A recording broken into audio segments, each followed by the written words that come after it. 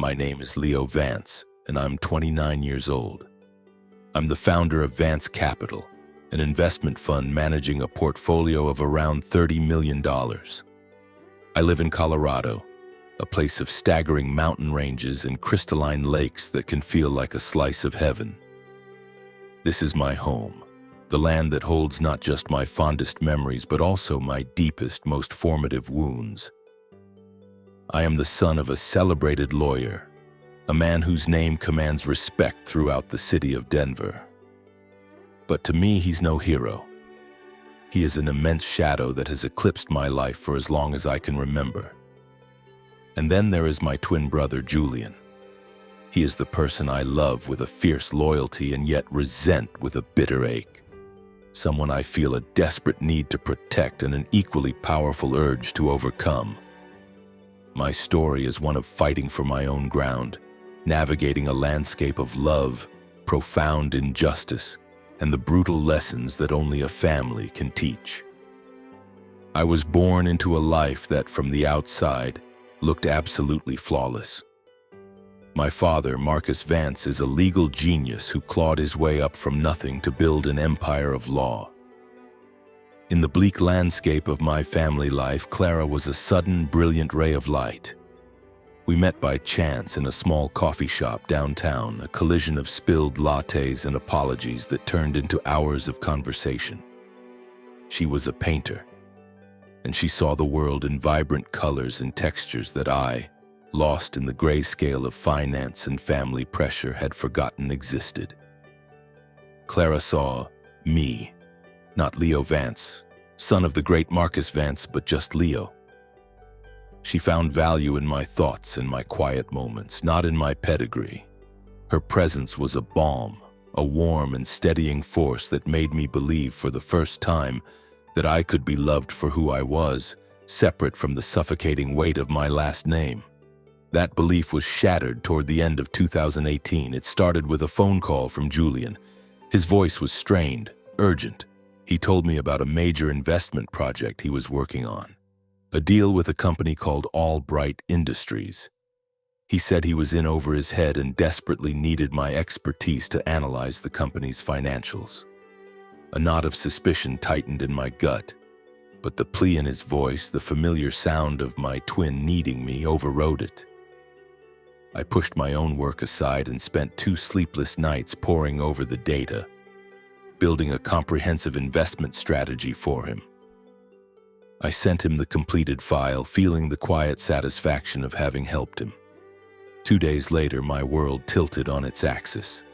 An article flashed across my screen announcing a successful merger. My father's firm had just acquired a 10% stake in Albright Industries, a move that solidified his dominance in the market. The architect of the deal, my father, Marcus Vance. The analytical report cited in the press release, it was mine. Every word, every number. My blood ran cold. He hadn't just used me, he had turned my own skill, my own labor into a weapon for our father's victory. The humiliation was a physical force, leaving me breathless. My brother, my own flesh and blood, had orchestrated the entire deception. I drove to my father's office, my hands shaking with a rage so potent it felt like a sickness. I stormed past his secretary and found him sitting behind his enormous mahogany desk, a smug smile playing on his lips. When I confronted him, placing the printout of the article on his desk, he just leaned back in his leather chair, completely unfazed. He looked at me not with the eyes of a father, but with the cold appraisal of a victor. "This is a lesson, Leo," he said, his voice smooth and cutting. "The world is a battlefield, and you're still too naive, too sentimental. Julian understands. He knows what it takes to win." The words struck me harder than a physical blow. I was just a pawn in his game, a tool to be used and discarded. I walked out of that monument to his ego feeling hollowed out, as if he had scooped out the very core of my identity. The shame was a poison that seeped into everything. I couldn't bear to look at Clara. Couldn't stand the thought of her seeing me as this pathetic, manipulated fool. The confidence she had so carefully helped me build had crumbled to dust. I started pushing her away, manufacturing arguments, becoming cold and distant. I watched the confusion and pain grow in her eyes, and every flicker of it felt like a fresh failure. One evening I ended it. I delivered the words with a mechanical coldness that cost me everything. Watching the light in her go out, the sound of my apartment door clicking shut behind her was the sound of my own world ending. I stood in the silence for a long time, a ghost in the life we were supposed to build. The weeks that followed were a gray, featureless blur. I locked myself away, ignoring calls from friends, letting my work at the fund drift. I felt utterly alone, adrift in a sea of betrayal and self-loathing. Then one afternoon a letter arrived. It was from my grandmother. The paper felt delicate in my hands, covered in her familiar, elegant script. She didn't mention the deal or my father. She just wrote about the changing seasons at her lakeside cabin and asked me to come for Christmas. "The pines are waiting for you," she wrote, "and so am I." Her simple, unconditional love was the first genuine warmth I had felt in months. It was a lifeline, and I grabbed hold of it. I arrived at my grandmother's cabin on the morning of December 24th. The air was crisp and clean, and the scent of pine and wood smoke filled the small, cozy space.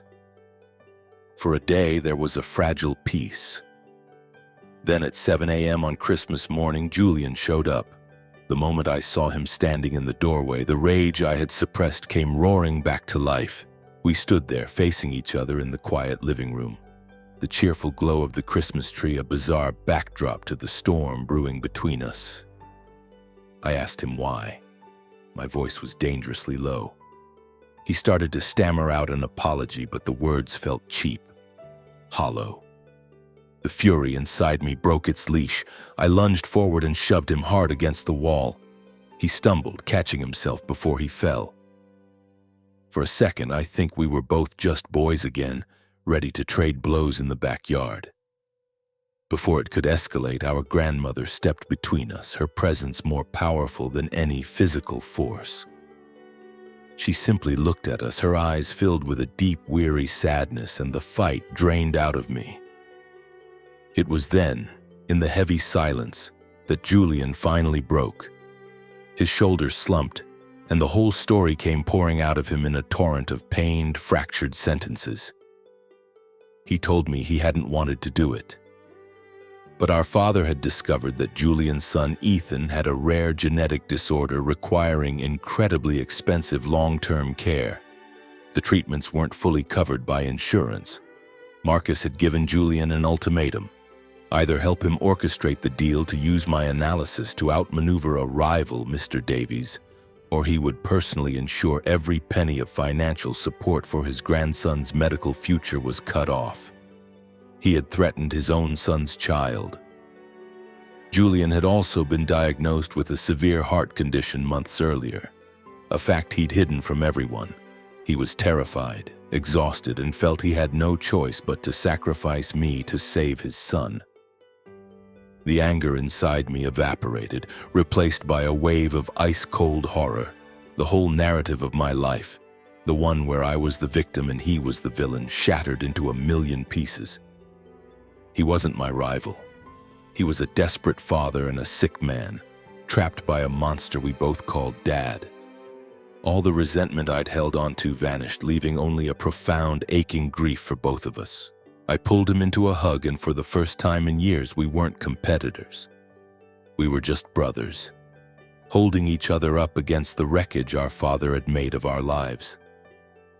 A few days later, my heart pounding, I called Clara. My voice shook as I asked if she would be willing to just talk. I needed to explain. After a silence that stretched for an eternity, she agreed to meet.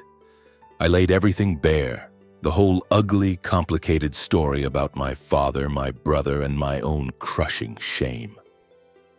She listened without judgment, her gaze soft with an empathy I felt I didn't deserve. She told me she had a daughter, Chloe, from a past relationship, and that she understood the fierce, sometimes terrifying instinct to protect a child at any cost. The next week, I walked back into my father's office. This time, there was no rage, only a quiet, resolute calm. I wasn't there to fight. I was there to quit. I told him I was leaving the family, that I would no longer be a piece on his board.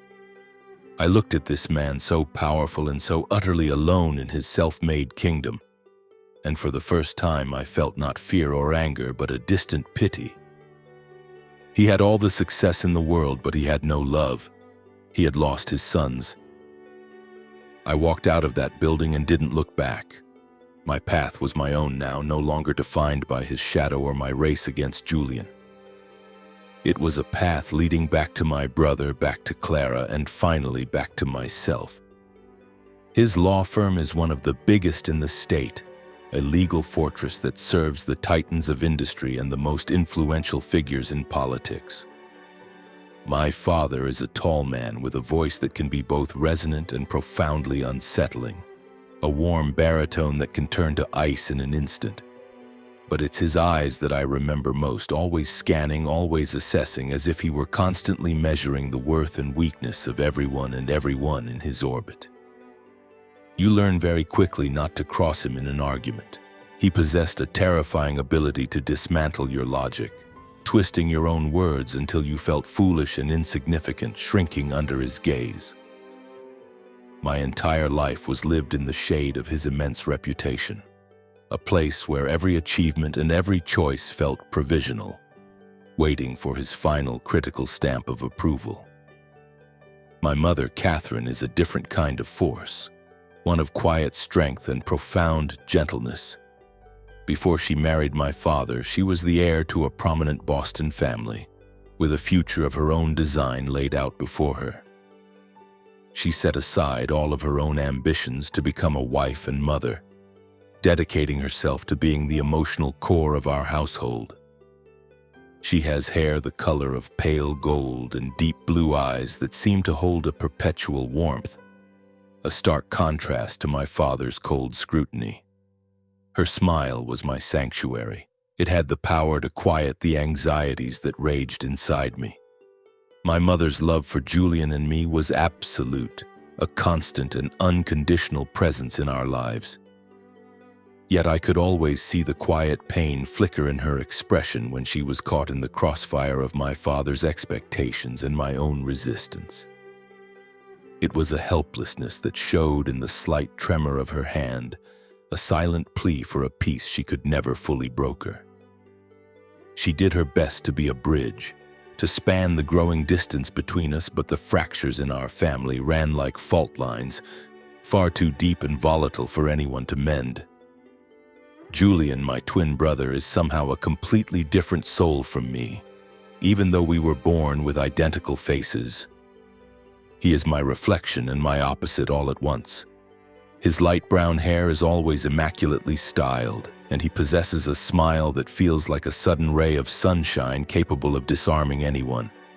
He has a gift for language, a way of speaking that wraps around you and makes you feel like the only person in the room. Julian navigates the world with a politician's charm, an innate diplomacy that allows him to always know what people need to hear.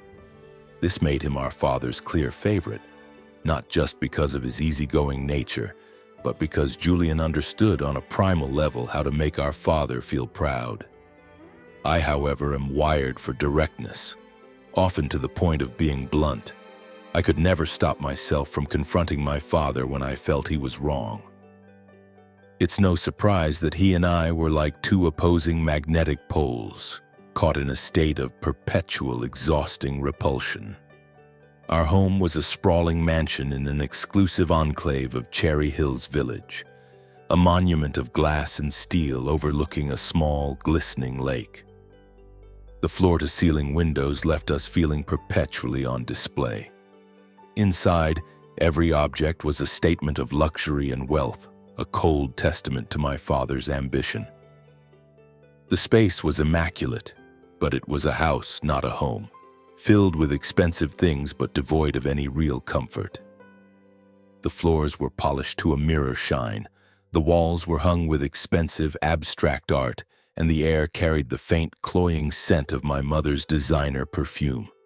It was perfect.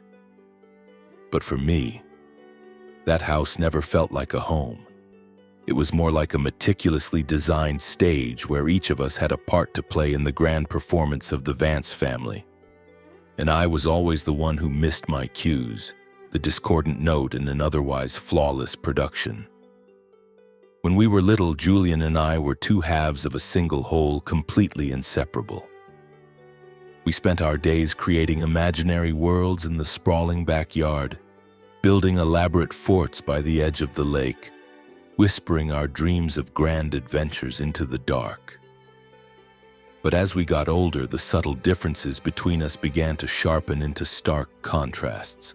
I watched as Julian effortlessly learned how to draw a laugh from our father, how to make our mother beam with pride, how to win the easy affection of everyone he met. He had a natural talent for it, delivering a perfect joke or a sweet compliment with a sincerity that could melt even the most cynical heart. I couldn't do that. It wasn't in me. I always felt compelled to speak the truth even when it was difficult, even when I knew it would cause pain. My directness was a constant source of friction. My father saw it as stubborn defiance, a willful refusal to play the game. I saw it as integrity. It was a fundamental disagreement that defined our relationship, a chasm that only grew wider with every passing year. I must have been about 10 years old when my father hosted one of his grand parties, filling our house with powerful business partners. The air was thick with the booming laughter of men in expensive suits and the constant clinking of ice in whiskey glasses. Julian moved through the crowd like he was born to it, shaking hands, deploying that perfect, easy smile, and sharing some charming anecdote he'd probably overheard. I watched them roar with appreciation, clapping him on the back and telling my father what an impressive young man he was raising. Meanwhile, I had found a quiet armchair in the corner, escaping into a world that felt more real and honest than the forced pleasantries filling the room. A library book about the stock market. His shadow fell over my page before I even heard him approach. His voice was low, laced with that familiar sharp edge of disappointment. "Leo, what are you doing? Get out there and talk to people. Are you planning to hide in this corner all night like some kind of recluse?" I looked up from the page, my eyes meeting his. "I don't like pretending, Dad," I said, the words feeling small but true. He just gave a slow shake of his head, a gesture of complete dismissal, and walked away. A hot, tight knot of shame clenched in my chest. It was my mother, as always, who understood. Later that night, long after the last guest had departed and the house had fallen into a heavy silence, she found me still curled up on the living room sofa. She sat down beside me, her presence a quiet comfort in the cavernous room, and gently ran her fingers through my hair. "You don't have to be like anyone else, Leo," she whispered, her voice soft. "You are exactly who you are meant to be, and I love that person." Her words were a shield, the only approval I ever really needed. Her words were a tiny, flickering flame, just enough to warm my heart through the long, cold winters of my father's disapproval. But no matter how hard she tried to protect me, I couldn't shake the feeling of being an outsider in my own home, a stranger at my own family's table. My happiest memories weren't forged in that opulent house, but in the rustic simplicity of my grandparents' small log cabin, nestled near the immense forests of northern Colorado. My grandfather, Thomas, had been a park ranger his whole life, a tall, weathered man with hands roughened by hard work and a smile that radiated pure warmth. His hair was a shock of silver white, and his bright, clear eyes seemed to hold the wisdom of the mountains themselves. He loved me not for any talent or charm I might possess, but because he recognized a piece of himself in my spirit, a core of strength, a commitment to honesty, and more than a little stubbornness. Every summer, Julian and I were sent to stay with our grandparents for a few weeks. For me, those weeks were nothing short of paradise. I'd wake up with the sun, the air crisp and smelling of pine, and follow my grandfather deep into the woods. He was the one who taught me how to read the landscape, how to identify the different trees by their bark and leaves, how to listen to the whispers of the wind, and most importantly, how to find my way back when I was lost. He would tell me stories as we walked, tales of the ancient forest, of solitary mountain lions, and of men who had to fight their own internal wars to find their purpose in the world. "Leo," he told me once, his hand resting on my shoulder as we looked out over a vast, sun-dappled valley. "Life is a lot like this forest. There will be times you feel completely lost when the path disappears. But if you hold on to what's true in your heart, you will always find your way back to the light." Julian, however, never shared my love for the wilderness. He found the woods boring and uncomfortable. He much preferred staying inside the cabin, playing long strategic games of chess with our grandmother or entertaining her for hours with his seemingly endless supply of funny stories. He knew exactly how to make her laugh until her eyes crinkled at the corners, and I couldn't blame him for choosing that easy warmth. But sometimes, a sharp pang of jealousy would strike me. Julian seemed to earn people's love so effortlessly, while I felt like I was in a constant battle just to be seen and accepted for who I was. My grandmother Eleanor was a petite woman with a spirit as resilient as the mountains she lived in. She always wore her hair pinned up in a neat bun, and her warm brown eyes held a deep well of kindness. Her voice was as soft and soothing as a lullaby. She loved both of us dearly, but I always knew she worried about me more. "Leo, you have such a big heart," she told me once, her hand cupping my cheek. "But you must learn how to protect it. Not everyone in this world will understand you." Her words felt less like advice and more like a prophecy, because as I grew older, I came to realize with painful clarity that my own family was not a place where I would ever find peace. The year Julian and I turned 15, the tension between my father and me pulled taut, threatening to snap. It finally happened one evening during a family dinner. In the middle of a stilted conversation, my father cleared his throat and made an announcement. He had decided, he said, that we would be attending a prestigious boarding school on the East Coast that fall. I pushed my chair back from the table. The words were out of my mouth before I could stop them. "I don't want to go to Boston, Dad. I want to stay here near Grandma and Grandpa, near Mom." My father's gaze turned glacial. "Leo, it's time you learn to live in the real world," he said, his voice dangerously low. "You can't spend your life as some dreamy kid hiding in the woods." My hand tightened around my steak knife, my knuckles turning white as I fought to control the hot surge of anger. "I'm not dreaming," I said through gritted teeth. "I just want to live a life that's actually mine." As he always did, Julian jumped in to defuse the situation. "Dad, I think the school sounds like a great opportunity for both of us," he said smoothly, a placating smile on his face. "Leo just needs some time to get used to the idea."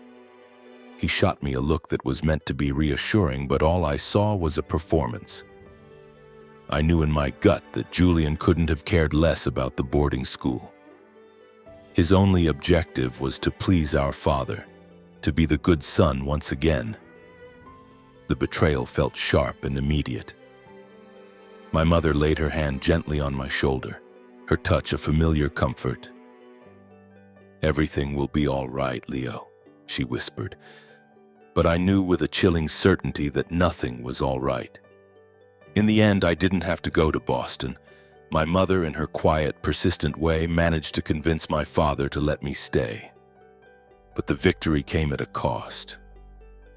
From that day forward, the already frayed connection between my father and me deteriorated completely. When he looked at me, all I could see was disappointment. I was a failure in his eyes, the son who would never live up to his monumental expectations. Julian, on the other hand, ascended even higher in our father's estimation.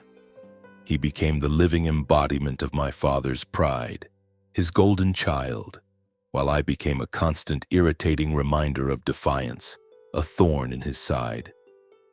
When we turned 18, Julian and I were both accepted into a top-tier economics program at the University of Denver.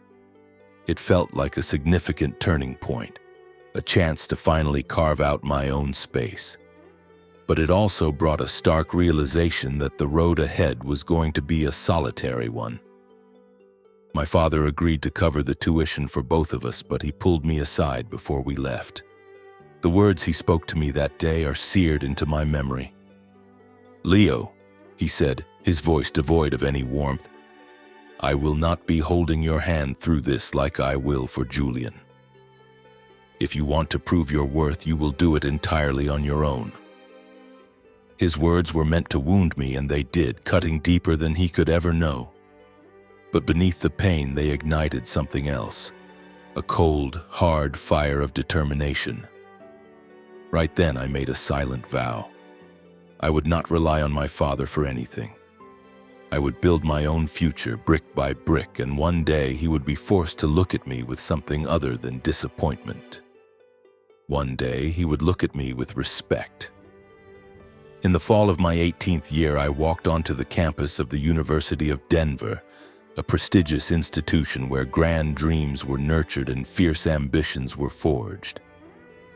The sprawling grounds, with their historic ivy-covered buildings, cobblestone walkways shaded by ancient oak trees, and an atmosphere humming with the electric energy of youth, felt like more than just a place of learning.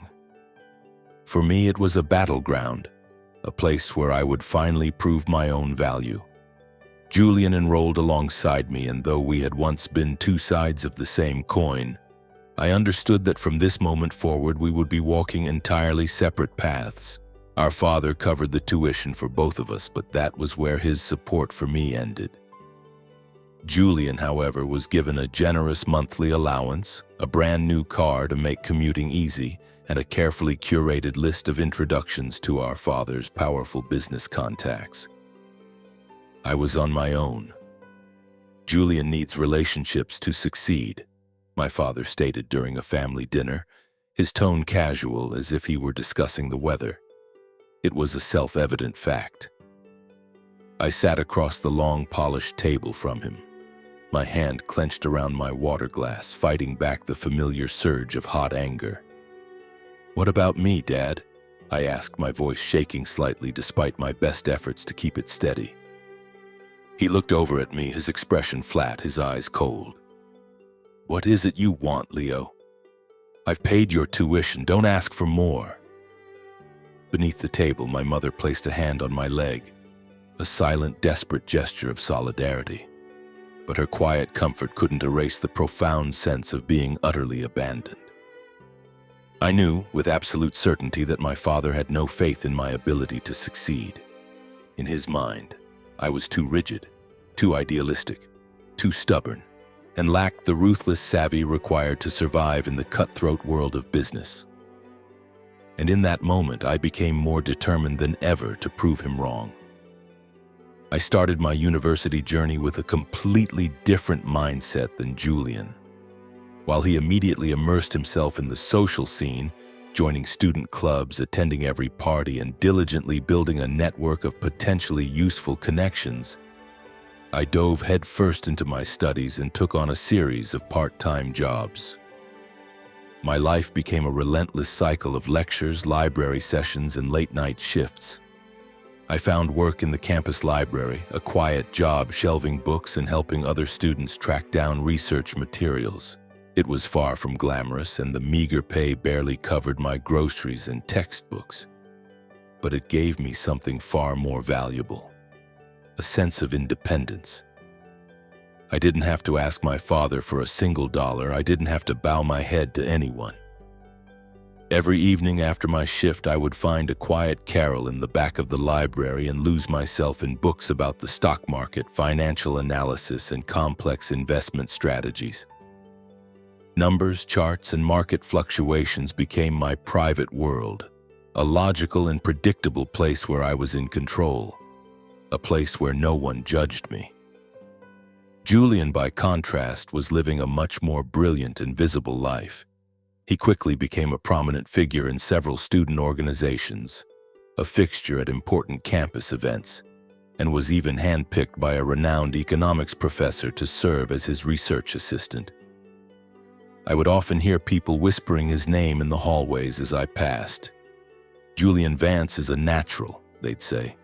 "He's going to be huge." Every time I heard those words, a complicated knot of pride and bitterness would tighten in my gut.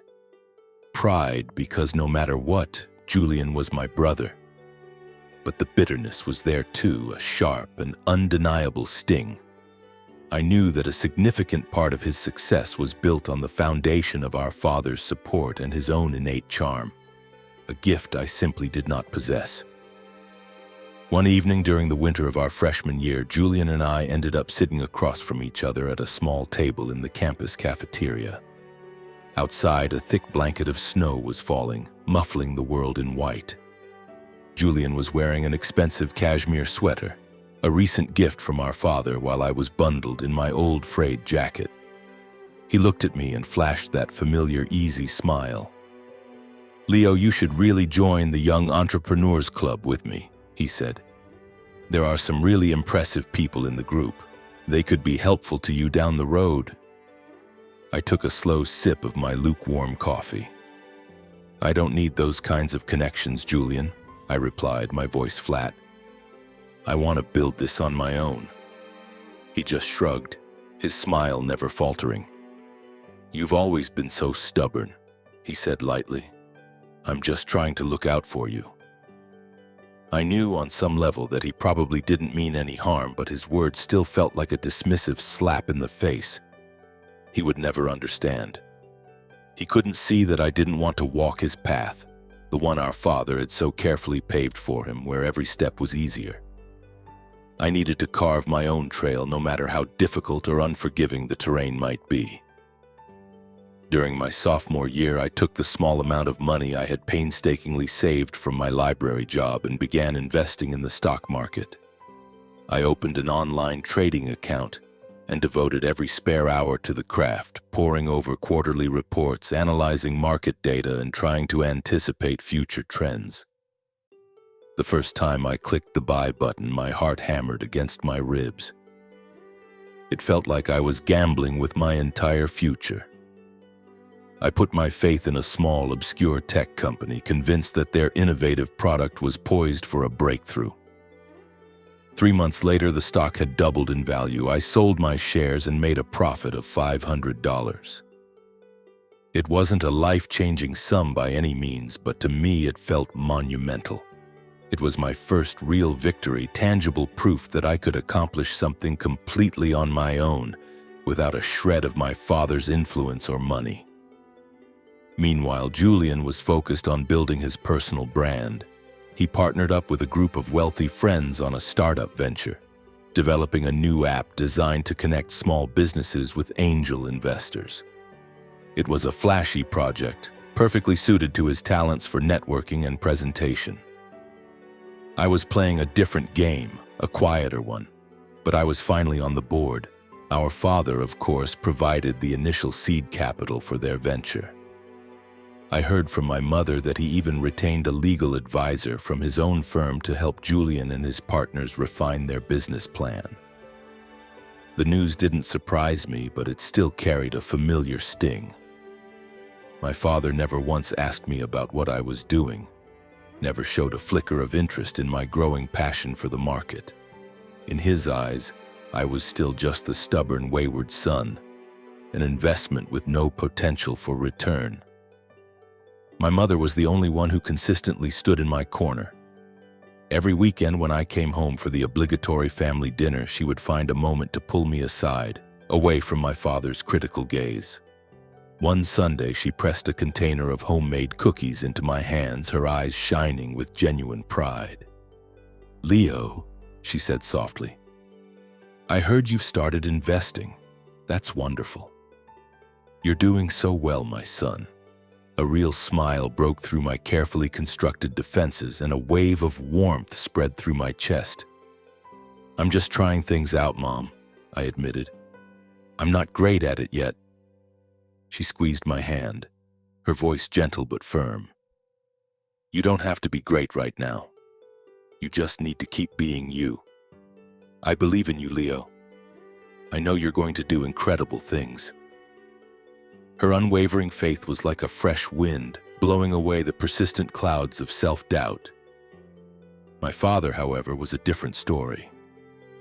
One evening, when I made the mistake of casually mentioning a successful stock trade during dinner, he scoffed dismissively. Stocks? He said, a smirk playing on his lips. You really think you can beat the market, Leo? It's a gambler's game, not a playground for stubborn kids like you. My fists clenched into tight knots under the table. I focused on keeping my voice even. I'm not gambling, Dad. I do my research, I analyze the data, I know what I'm doing. He stared at me, his gaze so cold it was almost physical. What could you possibly know? You're young and arrogant. When you lose it all, don't come crying to me to bail you out. My mother tried to intervene, her voice strained with worry. Marcus, Leo is trying his best. You should be supporting him. But my father simply shook his head, already turning his full attention to Julian, asking about the progress of his app, as if I had vanished from the room entirely. In that moment, a painful truth crystallized inside me. I wasn't just fighting to prove myself to the world. I was in a constant battle against my own father's profound and unshakable doubt. He didn't believe in me, and it was becoming increasingly clear that he probably never would. But instead of letting that crushing weight drag me down, I felt it transform into something else, a hard, sharp-edged motivation. I swore to myself that I would succeed, not to finally win his approval, but to prove, once and for all, that I didn't need it to become the man I was meant to be. By the time I was a junior, my quiet efforts in the market were beginning to yield small but consistent successes. I had managed to build a stock portfolio worth around $5,000, almost entirely from the profits of my earlier trades. I also finally worked up the courage to join an investment club at school, a place where I could learn from other students and share my own growing knowledge. For the first time in my life, I felt like I truly belonged somewhere. It was a community where people respected me for my abilities, not for my last name or my family's connections. A professor who advised the club, a man named Mr. Peterson, started to notice my potential. One afternoon, he called me into his office. He handed me a thick, well-worn book on the principles of value investing. Leo, you have excellent instincts, he told me, his eyes kind but serious. But to truly succeed in this game, you need patience. Don't ever let your emotions drive your decisions. I nodded, a profound sense of gratitude washing over me. I felt like I had finally found a mentor, someone who saw my potential without judgment. Meanwhile, Julian's star continued its brilliant ascent. His startup had captured the attention of a local venture capital fund, and soon he was featured on the front page of the student newspaper. The headline read, "University of Denver student and his million-dollar dream." I sat in the silent stacks of the library and read the article, my heart a battlefield of conflicting emotions, a fierce pride warring with an undeniable envy. Julian wasn't just succeeding, he was becoming a campus legend. He was doing it all so effortlessly, as if his success was a foregone conclusion, a destiny that had been pre-written for him. For a moment, I wondered if I was on the wrong path entirely, if my stubborn persistence was just another form of foolishness. 4 years of university flew by in a blur, and Julian and I both graduated with honors. On graduation day, I stood on the field among my classmates, watching my parents in the stands. My mother's face was radiant, her smile beaming with pride. My father, however, just gave a slight formal nod, his expression unreadable. After the ceremony, he walked up to us, clapped Julian firmly on the shoulder, and said, "I'm proud of you, son." Then he turned to me. "Good job, Leo," was all he said. Nothing more, nothing less. I managed to force a smile, but inside a bitter storm was raging. I had worked relentlessly for 4 years to prove myself, but in my father's eyes, I was still just a pale shadow standing next to Julian's brilliance. That evening, during the graduation party at our house, my father summoned Julian and me into his study. He sat behind his imposing mahogany desk, his hands clasped, his expression grave. He looked directly at Julian. "I am going to support you in launching your company," he announced. "I will provide $1 million in seed funding along with legal counsel and strategic advice from my partners." The words hung in the air, a testament to his favor. "You are ready to step into the real world." Julian nodded, his eyes shining with gratitude and excitement.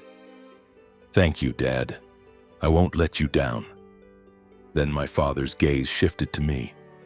"Leo," he said, his tone flat, "what are your plans?" He didn't wait for an answer before continuing. "Whatever you decide to do, remember what I told you. I will not be supporting you financially. You will have to stand on your own 2 feet, just as you've always wanted." I held his gaze, my voice steady and firm. "I'm going to work in the market. I don't need anything from you but myself." He raised a single eyebrow, a flicker of something, surprise perhaps, in his eyes. "Fine," he said, "but don't come to me for a rescue when you fail." I just nodded once, turned and walked out of the room, a strange mix of relief and pain churning in my gut. My father had no faith in me, but it didn't matter anymore. I had faith in myself, and I knew that was all I truly needed. That night I lay in bed staring up at the ceiling of the bedroom I'd had since I was a child. The familiar white walls, the bookshelf overflowing with finance textbooks, the worn wooden desk where I had spent countless hours studying market charts. It all felt like a museum of a life I was about to leave behind. A chapter was closing. I knew with a sudden, absolute clarity that I couldn't stay in this house a moment longer. It wasn't because I hated my father or because I didn't love my mother and Julian. It was because I needed my own air to breathe. I needed space to become the Leo Vance I wanted to be, not the failed version my father saw, and not the faint echo of my brother. The next morning I started packing. It didn't take long. I had an old suitcase, a handful of clothes, my laptop, and a heavy stack of investment books. My mother stood in the doorway of my room, her eyes red and swollen. "Are you sure about this, Leo?" she asked, her voice trembling. I nodded, forcing my own voice to remain steady. "I have to do this, Mom. I can't live here anymore, feeling like I don't belong in my own home." She pulled me into a fierce hug, her warmth enveloping me. "You will always have my love no matter where you go," she whispered into my shoulder. I knew she meant it, but I also knew that her love, as powerful as it was, could no longer bridge the vast canyon between my father and me. My father wasn't there when I left. He was at his office, as always, immersed in the world of multi-million-dollar lawsuits and corporate takeovers. He probably wouldn't even notice I was gone until dinner. His absence wasn't a surprise, but it still sent a sharp, painful pang through my heart. I left a short note on the dining room table. "I'm leaving to find my own path. Thank you, Mom and Dad, for everything." I had no idea if my father would even bother to read it, but I needed to write the words, to mark the official end of that chapter of my life. I found a small apartment for rent in downtown Denver, just a few blocks from the financial district. The place was tiny, barely 400 square feet, with a cramped bedroom, a dilapidated kitchenette, and a single window that overlooked a perpetually noisy street. The paint was peeling in long strips from the walls, and the old wooden floorboards groaned under my feet with every step. But to me, it felt like paradise. For the first time in my 22 years, I had a space that was truly my own, a place where I didn't have to live up to anyone's expectations but my own. The meager savings I'd scraped together from my college jobs would only last a few months. The pressure was on. I knew I had to find work immediately. I polished my resume and sent it out to dozens of securities firms, from massive corporations to small boutique investment funds. But the job market was brutal, and it wasn't particularly kind to a recent graduate with no connections and a thin resume. Most firms were looking for candidates with experience, which I didn't have, or powerful connections, which I stubbornly refused to leverage through my father. I managed to land a few interviews, but they all ended with the same polite, soul-crushing rejection. "You have potential, but we're really looking for someone with more experience." Those first few months in Denver were a grind. My diet consisted of instant noodles and cheap coffee, and my nights were filled with restless, anxiety-fueled sleep. I forced myself to wake up at 5 every morning, plopping down in front of my laptop to analyze the pre-market data, desperately hoping to squeeze a small profit from my tiny investment portfolio. But the market is a fickle beast, and it didn't always cooperate. I remember betting big on an emerging energy company, certain its stock was about to soar. The next day, a devastating analyst report was released and the stock plummeted. I lost nearly $1,000 in a single morning, enough to cover 2 months' rent. I sat there in my cold, empty apartment, staring at the crimson numbers on my screen, feeling like the entire world was laughing at my pathetic attempts. The weight of failure felt suffocating. But then I closed my eyes, took a deep breath, and heard my grandfather's voice in my head. "The forest is never easy, Leo, but you have to keep going." After 3 grueling months of relentless searching, I finally got an offer. It was from a small local securities firm called Aspen Ridge Financial. The position was just for an analyst's assistant, and the salary was barely enough to cover my bills, but it was a foothold. It was a start. On my first day, I put on my only suit, an old one that didn't quite fit right anymore, and looked at my reflection in the cheap bathroom mirror. "You can do this, Leo," I said to the tired face staring back at me. The company was located in a sleek, modern glass tower, a hive of activity filled with men and women in expensive suits, all moving with a sense of urgent purpose.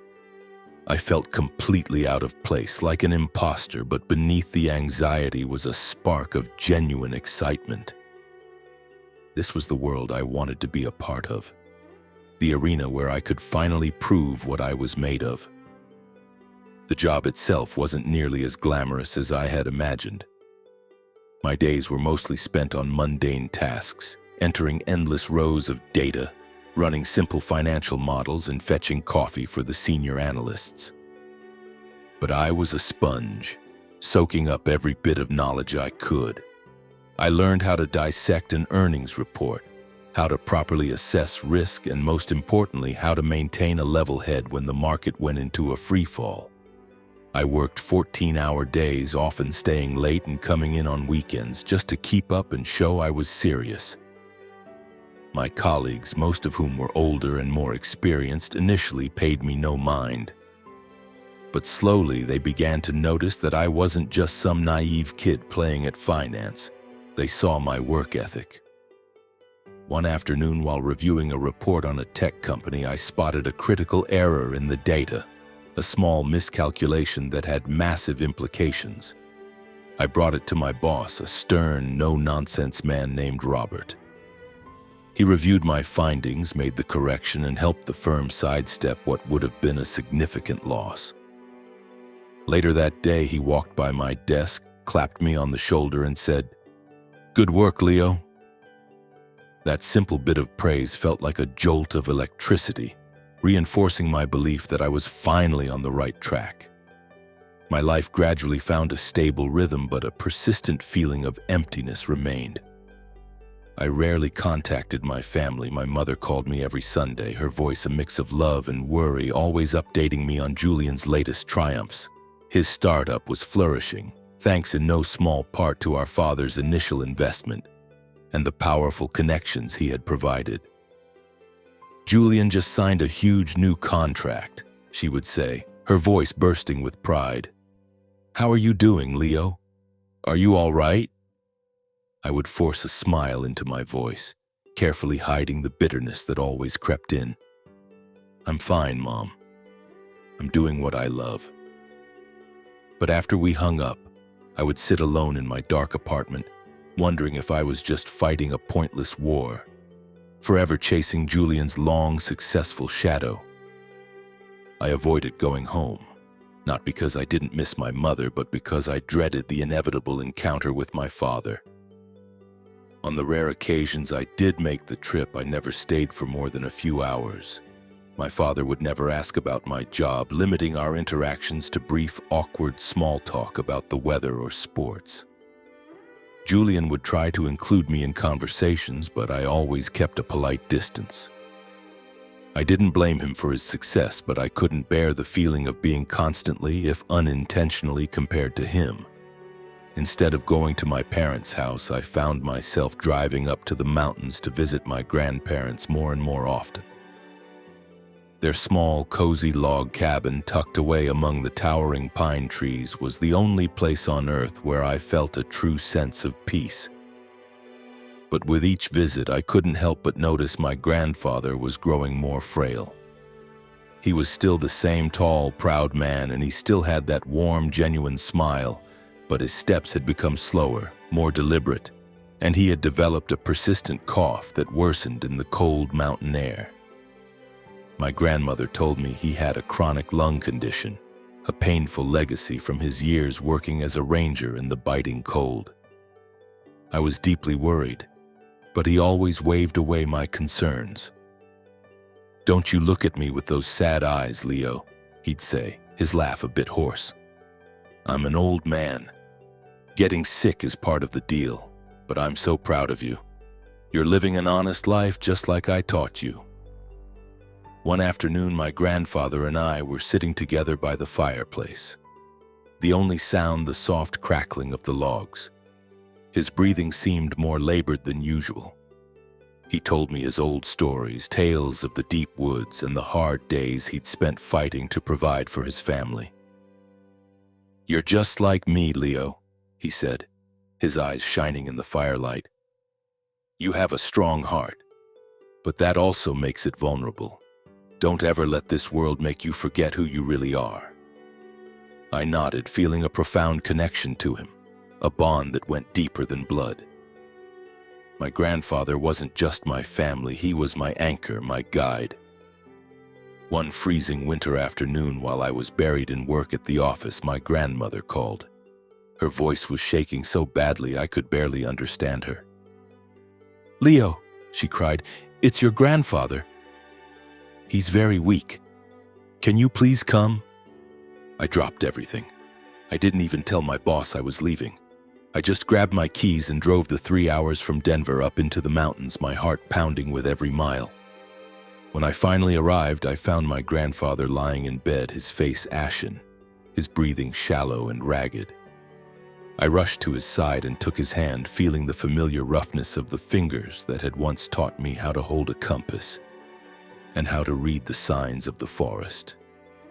"Grandpa," I whispered, tears blurring my vision. He managed a faint, weak smile. "Don't you cry now, Leo," he rasped. "You're a strong man. Just remember to keep your heart true like I taught you." I nodded, unable to speak, my own heart feeling like it was breaking into a million pieces. A few days later, my father made the decision to have him admitted to the hospital, overriding my grandfather's wishes to stay in his own home. My grandmother, my father, and my mother took turns staying by his side. I drove up every single evening after my long day at the office. About 2 weeks after he was admitted, my grandfather passed away. The night he died, I sat alone by the hospital window, watching the snow fall silently on the city below, feeling as if my entire world had just collapsed. He was the only person who had ever truly believed in me. The only one who saw the person I was, not the person I was supposed to be. Losing him felt like losing a piece of my own soul. The white flakes swirled and danced outside the glass, blanketing the quiet streets of Denver. I wondered if he was out there somewhere in the wind, in the forest, watching over me just as he had when I was a boy. My hand closed around the small wooden wolf he had carved for me when I was 10, a talisman I always kept in my pocket. It was made from a piece of pine, a symbol of resilience and freedom. "You're a wolf, Leo," he had told me when he gave it to me. "Don't you ever let anyone put you in a cage." The days that followed his death were a gray, formless haze. I went back to my job at Aspen Ridge Financial, but I was just going through the motions like a robot.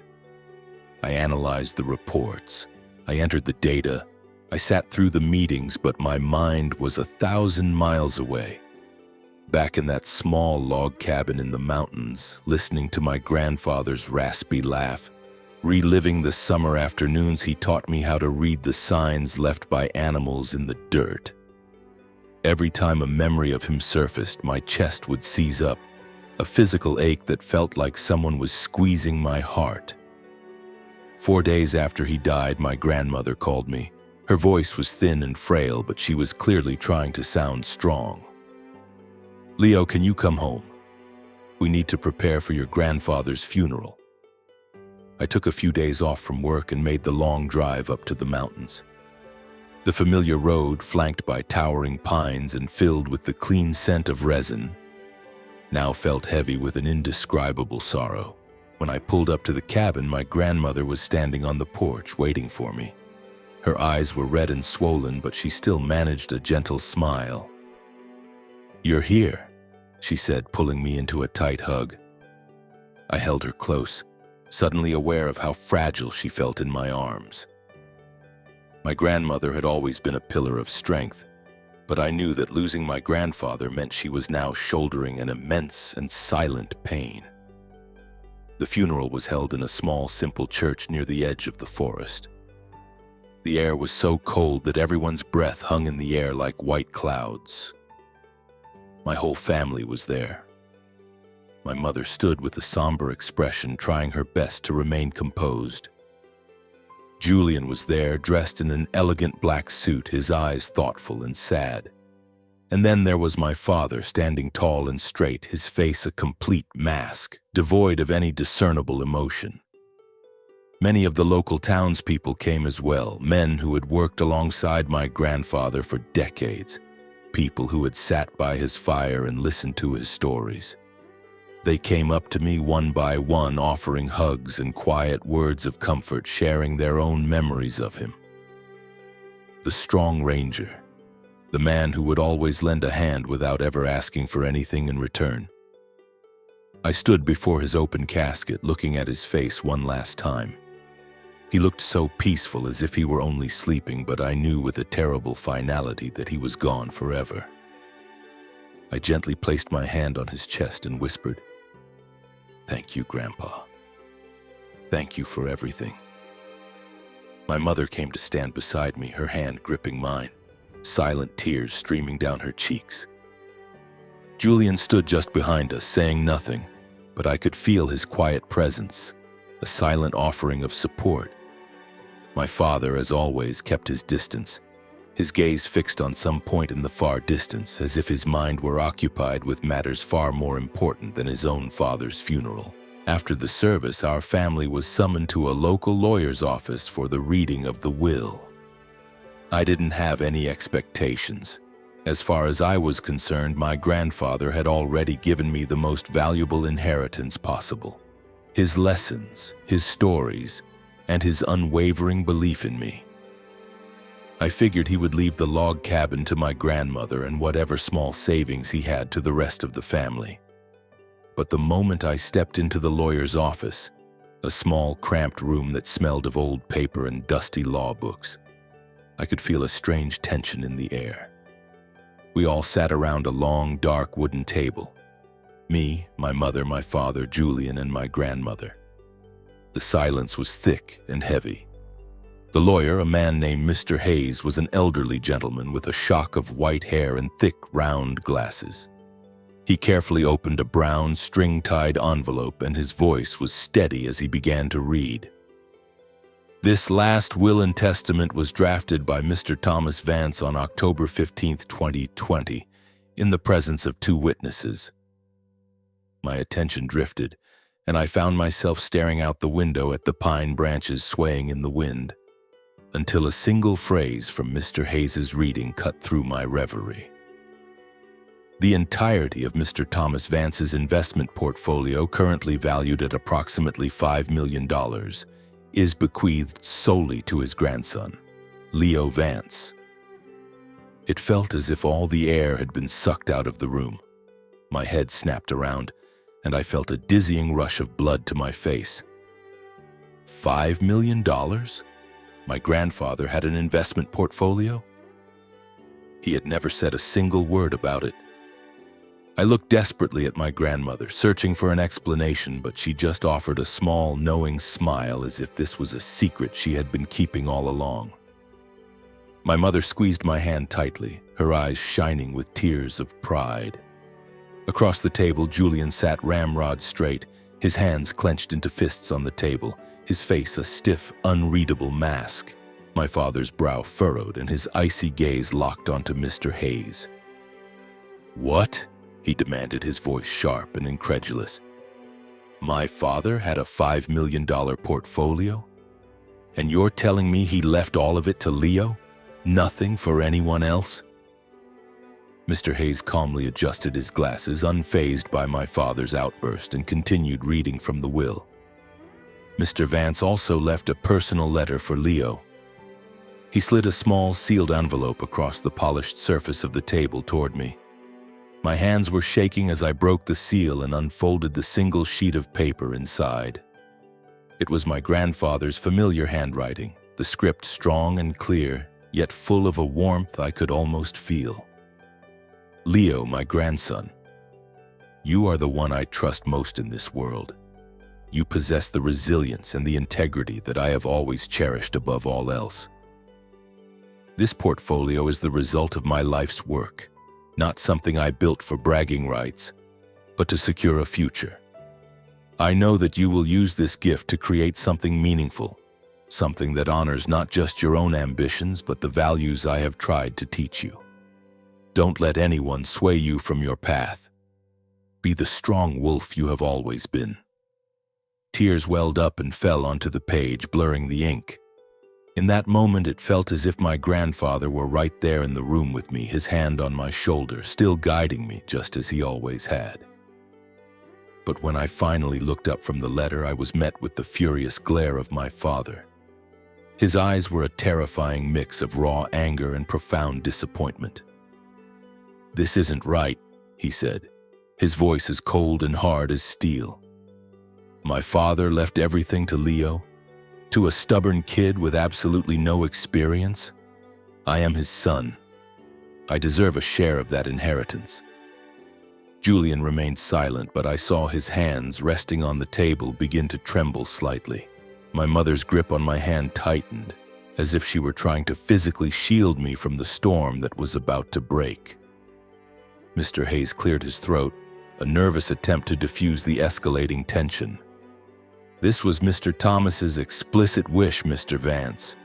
The will was drafted legally with witnesses present. It is legally binding." My father shot up from his chair, the legs scraping loudly against the wooden floor. "His wish," he spat. "This is blatant favoritism. Leo is not capable of managing that kind of money. He will squander it. He will ruin everything." I looked straight at my father, the familiar ache in my heart now sharper than ever. "You really think I'm not capable?" I asked, my voice quiet but firm. "Grandpa believed in me. Why can't you?" My father stared back at me, his gaze like a physical blow. "Because you're not Julian," he said, his voice dripping with years of accumulated bitterness. "You've never been. You don't have the finesse," he continued, his voice rising. "You don't have the vision. You're just a stubborn boy, and my father was a fool to put his faith in you." His words were like a physical assault, each one a sharp blade cutting deep into my heart. My mother rose to her feet, her voice trembling but resolute. "Marcus, that is enough," she said, her voice ringing with an authority I had rarely heard. "Leo is your son, and you should be proud of him just as your father was." My father turned away from us, his back rigid. For a moment I thought I saw his shoulders tremble as if he were fighting some internal battle. It was Julian who finally broke the tense silence. "Congratulations, Leo," he said, his voice calm but icy. "You deserve it." But his eyes told a different story. In them I saw a flash of envy, a flicker of deep hurt, and something that looked terrifyingly like betrayal. I opened my mouth to say something, to try and explain that I had never expected this, that I didn't even know the money existed, but I knew it was pointless. Words were meaningless now. My grandmother, who had remained silent throughout the entire exchange, slowly rose from her chair. Her voice, when she spoke, was gentle but carried an undeniable weight of authority. "Thomas chose Leo because he saw the boy's heart," she said, looking directly at my father. "You may not understand his reasons, but you will respect his decision." She held my father's gaze for a long moment, then looked at Julian, and finally her eyes met mine. "Leo," she said, her voice soft but clear, "you know what you have to do." I nodded, feeling the immense weight of that responsibility settle onto my shoulders. The $5 million wasn't just money. It was my grandfather's entire life's work. It was his legacy, his trust, and a physical manifestation of the values he had worked so hard to instill in me. The meeting ended in a thick, suffocating tension. My father stalked out of the office without another word. My mother gave me a quick, tight hug before hurrying after him. Julian paused, patting my shoulder with a hand that felt strangely cold. "Do well, Leo," he said, his smile strained and unnatural. "Don't let Grandpa down." I nodded, but I knew in that moment that the fragile bonds between me and my brother and between me and my father had been irrevocably fractured. I drove back to Denver with my grandfather's letter tucked safely in my pocket, my mind reeling with a chaotic mix of pride and crushing pressure. I had no idea how to manage such a vast sum of money, but I knew one thing for certain: I could not fail. I sat down in my tiny apartment, opened my laptop, and began the daunting task of studying my grandfather's portfolio. It was a masterpiece of careful, long-term planning. A diverse collection of blue-chip stocks, stable bonds, and a few well-chosen ETFs, all assembled with patience and wisdom over decades. He had built this for me. It was then that I fully understood. My grandfather wasn't just a simple park ranger. He was a brilliant and disciplined investor who had quietly, meticulously amassed a fortune that no one in our family had ever known about. The weeks that followed were a blur of relentless work. By day, I continued my job at Aspen Ridge, absorbing everything I could from the senior analysts. By night, I dedicated myself to studying my grandfather's portfolio, searching for ways to optimize it, to make it grow. I didn't want to just preserve the capital. I wanted to build upon it, to prove that my grandfather's faith in me was not misplaced. But the pressure wasn't just professional. My father called me several times, his voice always cold and demanding, insisting that I had a moral obligation to share the inheritance with the rest of the family. "It's not just your money, Leo," he'd say, his voice laced with contempt. "It belongs to the whole family. You can't be this selfish." I refused every time, not because I was greedy, but because I felt a sacred duty to honor my grandfather's final wishes. "Grandpa left it to me, Dad," I would reply, my voice steady. "I will not betray his trust." One evening I drove up to the mountains, a bouquet of wildflowers in my hand to place on my grandfather's grave. I stood before the simple stone marker, the cold wind whispering through the pines, and I felt his presence all around me. "Grandpa," I whispered to the wind. I don't know if I'm strong enough to do this, but I promise you I will give it everything I have. A single tear traced a cold path down my cheek, but alongside the grief I felt a new strength hardening within me. My grandfather had believed in me, and I would not let him down. 4 years have passed since my grandfather died, leaving me with not just a $5 million inheritance, but also the immense responsibility to transform that legacy into something truly meaningful. Those 4 years were a crucible, a relentless test of my will and my spirit. There were countless nights I stayed awake until dawn, my eyes burning from staring at my computer screen, analyzing hundreds of financial reports, desperately trying to predict market trends, and constantly wondering if I had what it took to keep my promise to my grandfather. There were moments I felt certain I would collapse, times when the market crashed and wiped out weeks of gains, times when the pressure from my family became almost unbearable. But every single time I felt myself start to give up, I would pull out my grandfather's letter and read his powerful grounding words. Be the strong wolf you have always been. And I would find the strength to keep fighting. I knew I couldn't just park the money in a savings account or stick to safe, low-yield investments. My grandfather hadn't entrusted me with his life's work, so I could simply preserve it. He wanted me to build something.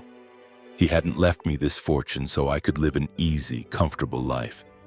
He wanted me to create something great, just as he had written in his letter. I realized that to truly honor his legacy, I would have to take bigger, more calculated risks. I had to be smarter, bolder.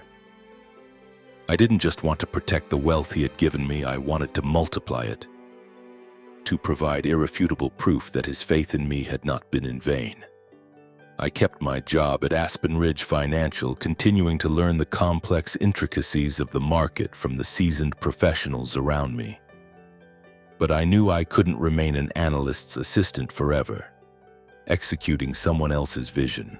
I began to dream of starting my own investment fund, a place where I could make my own decisions, support innovative new ideas, and create real, tangible value in the world. The idea started as a whisper and grew into a roar. After nearly 3 years of relentless work and disciplined investing, I had managed to grow the initial $5 million portfolio to $10 million. Thanks to a few significant, well-timed investments in a lithium battery manufacturer and a promising AI software startup. This early success gave me a much-needed boost of confidence, but it also brought a new level of intense pressure. I knew I couldn't afford to stop now. I wasn't just doing this for my grandfather anymore, I was doing it for myself to prove that I could succeed on my own terms, without my father's help, without anyone's approval. At the end of my 3rd year, I made the terrifying decision to leave my stable job at Aspen Ridge and start my own fund. I named it Vance Capital, a quiet tribute to the man who had made it all possible. I rented a small office in downtown Denver, a space just big enough for 3 people. Me, my co-founder, a brilliant analyst named Olivia whom I'd met at my old firm, and a sharp young assistant named Chloe. We launched with a clear mission to support small visionary startups with a special focus on companies dedicated to sustainability and social innovation. I wanted Vance Capital to be more than just a profit-making machine. I wanted it to be a legacy of real value, a reflection of the principles my grandfather had taught me. The first few months were a brutal test of our resilience. I had to go out and find investors myself, pitching our vision to people with decades more experience, competing for capital against much larger, more established funds. Some of those meetings ended in blunt, painful rejections. "You're too young, Leo," they'd say. "Your fund has no track record. Why should we trust you with our money?" But I refused to give up. I just kept pushing. I would think back to those long-ago days when my grandfather would lead me deep into the forest, teaching me that the most difficult paths often lead to the most beautiful, rewarding places. So I refined our strategy, I sought out the most promising and overlooked startups, and I slowly, painstakingly, began to build a reputation for integrity and insight. Gradually, Vance Capital started to gain traction. A small startup we had invested in, a company that produced innovative recycled building materials, won a major national award, which brought a flood of positive media attention. An article in a national business journal described Vance Capital as a young fund with a far-reaching vision, and suddenly I started receiving calls and partnership offers from the very same major investors who had dismissed me just a year earlier. By the end of our 4th year in operation, our fund's portfolio had grown to over $30 million, a number I wouldn't have even dared to dream of when I first started this journey. But more important than the money was the profound sense of pride I felt in having built something from the ground up, something that was entirely my own, something that no one could ever take away from me. Throughout those 4 intense years, I maintained a careful distance from my family. It wasn't because I didn't love them. It was because I needed to protect my own heart, to shield myself from the old dynamics that had caused me so much pain. My father eventually stopped calling to demand I share the inheritance, but our conversations were still fraught with tension. Whenever we spoke, he would inevitably bring up Julian, subtly but relentlessly comparing our achievements. Julian just opened a new branch office in Dallas, he announced during one of the rare family dinners I forced myself to attend. His company is expanding very quickly. How are things with you, Leo? I would offer a polite, faint smile and a vague reply. I'm doing well, Dad. My work is going fine. I never shared any specific details. I refused to give him the ammunition to view my life through the lens of Julian's success, or to judge me based on his narrow definition of what I should be doing. My mother was the only one I stayed in regular contact with. She called me every week, sent me care packages filled with homemade cookies, and always asked with genuine interest about how things were going at Vance Capital. "You make me so proud, Leo," she told me once, her voice warm and sincere over the phone. "I always knew you would do great things." Her unwavering belief was like a soothing balm on the old, tender wounds in my heart. I also made a point to visit my grandmother often, bringing fresh flowers from my grandfather's grave and sitting with her for hours, just listening to her stories about him. She was growing noticeably frailer with each passing year, but her eyes would still light up with that familiar sparkle whenever she looked at me. "You are Thomas's pride and joy," she'd say, her hand gently squeezing mine. "Don't you ever forget that." Julian, meanwhile, continued to shine brightly in his own world. At least that's how it appeared from the outside. His startup, the app connecting businesses with investors, had successfully raised tens of millions of dollars in venture capital funding. My father never missed an opportunity to boast about Julian at family gatherings, grandly anointing him as the true heir to the Vance family legacy. But I heard a different story from my mother. In our private conversations, she confided that Julian was struggling. He had expanded his company far too quickly, driven more by ambition than by a sound, long-term vision, and some of his key investors were starting to get nervous and pull their funding. I didn't take any pleasure in hearing this news, but I can't say I was surprised. Julian had always been a master at crafting a perfect public image, but he had always relied too heavily on our father's money and connections instead of learning how to face and overcome challenges on his own.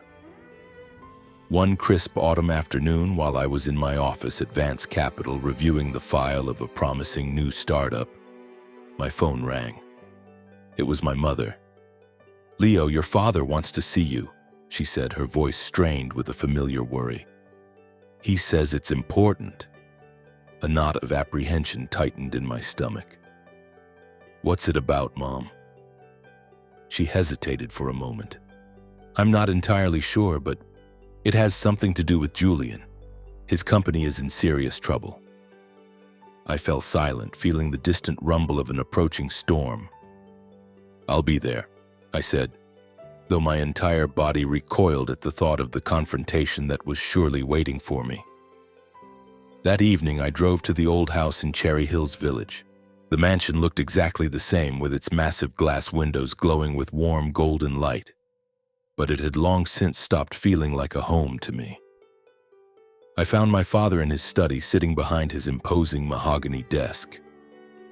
Julian was there too, slumped in one of the leather armchairs. He looked exhausted, older than I had ever seen him. He was still handsome, but the confident, radiant spark that had always animated his eyes was gone. My mother hovered near the doorway, watching me with a look of deep concern. My father wasted no time on pleasantries. He got straight to the point. "Leo," he began, his voice flat and businesslike, "Julian's company needs a significant capital infusion. A major investor just pulled out and we need to fill the gap immediately." He looked at me then, and for the first time in my life I saw something other than cold disapproval in his eyes. It was a flicker of something that looked almost like a plea. "You have Vance Capital now. You have the resources. You can help your brother." I looked from my father to Julian, my heart beginning to pound a frantic rhythm against my ribs. "You want me to invest in Julian's company?" I asked, my voice coming out quieter and sharper than I intended. Julian finally spoke, his voice raspy and strained. "Leo, I know we haven't been close for a long time, but I really need your help. This company is everything to me." I looked at him, really looked at him, and saw the raw desperation in his eyes. A part of me, the part that still remembered the little boy I had built forts with, wanted to help him without a second thought.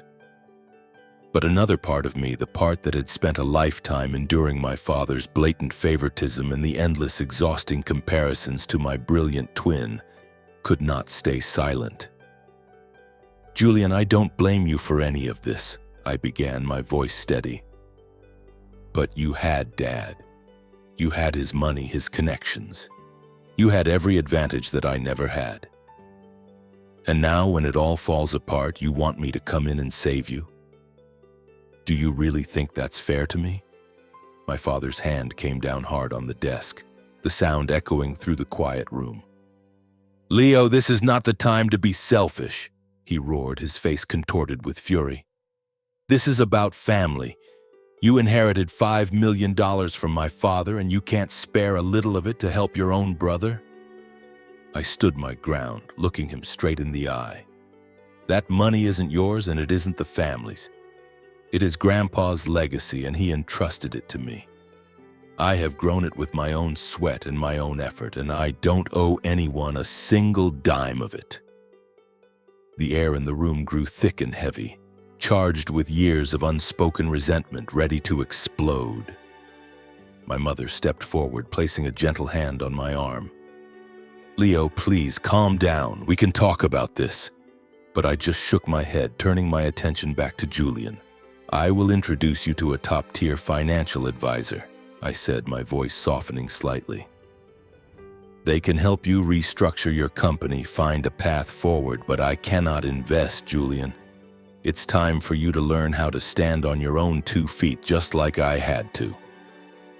Julian nodded slowly, his eyes a confusing mix of gratitude and deep personal hurt.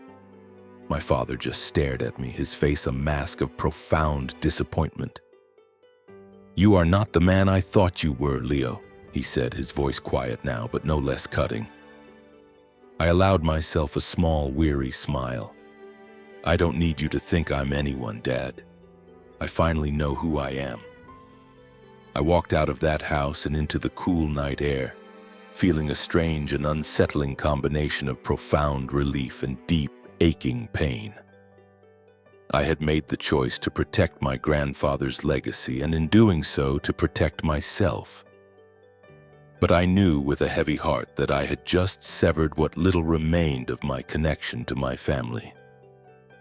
On the long drive back to Denver, I found myself pulling over on the side of a dark, empty road that bordered a state forest. I got out of the car and just stood there for a long time under a vast, star-filled sky. The night wind carried the familiar, comforting scent of pine.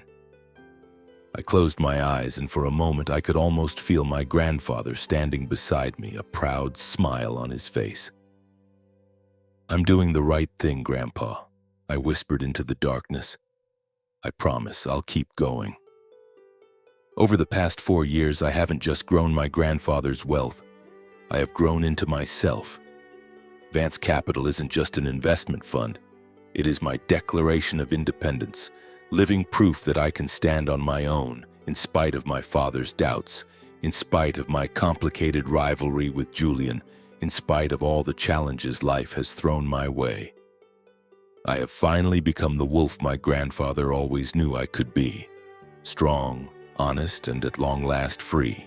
And now, as I sit here telling the story of my life, with all of its scars and its moments of pride, I hope that somewhere in my struggle you might find a small spark of your own inspiration. I don't expect anyone to follow my exact path, but I do hope you find the courage to be unapologetically yourself, the resilience to weather the inevitable storms, and the unwavering faith to walk the road you choose no matter how difficult or lonely it may become. Live with the integrity of a wolf in the forest and never ever let anyone extinguish the fire in your heart.